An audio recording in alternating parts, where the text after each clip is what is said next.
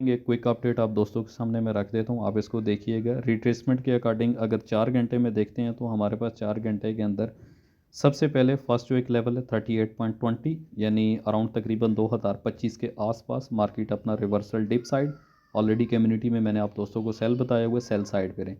Canadian news का जो एक इम्पैक्ट और इफ़ेक्ट जो है वो मार्केट को एक दफ़ा थोड़ा सा ऊपर ज़रूर लेकर जाएगा, बट हमारे पास जो एक रेजिस्टेंस एरिया था वो 2027 और 2028, तो अभी भी तकरीबन आधा घंटा रहता है, रिमेनिंग है 4H के अंदर।